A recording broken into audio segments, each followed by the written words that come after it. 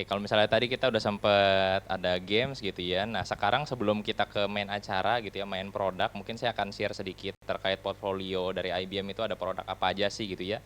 Karena kalau total dari softwarenya IBM gitu ya, sekarang itu udah kurang lebih ada seribuan. Jadi tapi hari ini nggak akan seribu-seribunya saya paparin, hanya sekilas-sekilas saja. Oke. Nah, jadi di tahun ini di IBM itu dari sisi solusinya itu terbagi dua antara hardware dan software. Nah, yang hari ini kita bawa itu dari sisi software. Software itu dibagi dua pilar atau dua kategori per tahun ini, ada data platform sama automation platform.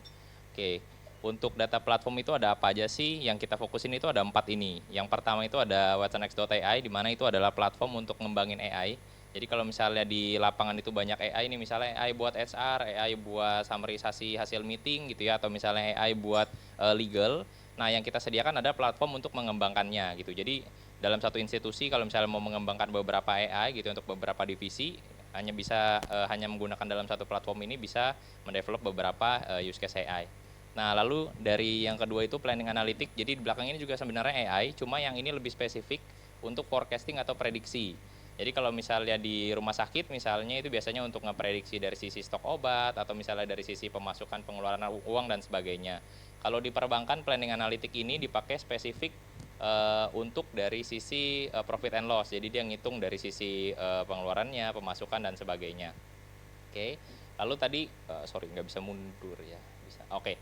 Nah, selanjutnya ada data cap. Data cap ini untuk OCR. Jadi untuk Bapak Ibu kalau misalnya di suatu institusinya itu banyak berkas-berkas yang masih fisik gitu ya, bentuknya kertas. Nah, itu bisa didigitalisasi gitu. Jadi nanti setelah di-scan itu nanti datanya bisa kita ekstrak supaya nanti hasilnya itu bisa masuk ke table gitu ya untuk dianalisa dan sebagainya. Nah, yang terakhir ada Guardium. Dari Guardium ini mungkin nanti akan lebih spesifik kita bahas untuk perlindungan data pribadi, di mana sekarang lagi lumayan marak ya, lagi banyak ramai gitu kebocoran data dan sebagainya. Oke. Tapi kalau misalnya ditanya gitu dari sisi IBM untuk data platform apa sih yang bisa di-provide? Kita bisa provide dari ujung sampai ujung, mulai dari database juga tidak terbatas dari database-nya IBM atau DB2, tapi kita dari single store, terus Postgre, terus ada CockroachDB, itu juga bisa kita provide semua. Lalu yang di tengah ini ada data fabric atau pengelolaan data, itu bisa kita provide juga sampai nanti outputnya, apakah mau ke AI, mau ke BI gitu ya, dashboard, atau misalnya mau tadi untuk forecasting. Nah, kalau untuk selanjutnya di automation platform ini ada 4 juga yang kita fokusin. Instana ini aplikasi monitoring, yang Chef1 itu network monitoring, Turbonomic untuk resource management, sama API Connect. Nah, kalau si Instana ini biasanya itu akan lebih masuk kalau di institusi tempat Bapak Ibu ada nge-custom aplikasi sendiri gitu, di mana aplikasi itu masih lumayan masif pengembangan fitur dan modulnya gitu ya, dimana ketika kalau ada error kan tentunya biasanya untuk developer lumayan PR ya untuk nyarinya satu persatu gitu ya, biasanya butuh sehari atau mungkin kalau yang fiturnya nggak terlalu kompleks mungkin dalam hitungan berapa jam gitu ya. Nah, di Instana ini dia akan kasih tahu gitu ya errornya itu di codingan line keberapa dan gimana cara nyelesain itu udah dikasih tahu sama Instana ini. Sehingga harapannya dengan tools monitoring ini akan lebih mudah untuk menemukan bugs dan resolve-nya akan lebih cepat. Seperti itu, kurang lebih dashboardnya seperti ini.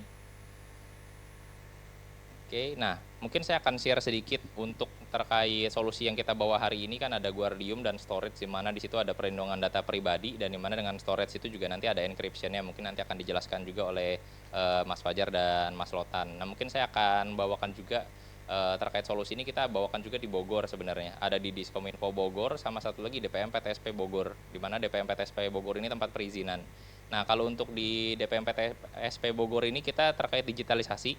Jadi di sana itu masih banyak berkas-berkas kayak sertifikat, bentuknya yang masih kertas zaman jadul tuh di apa namanya diikat-ikat sama mereka. Terus ada izin usaha juga masih bentuknya fisik.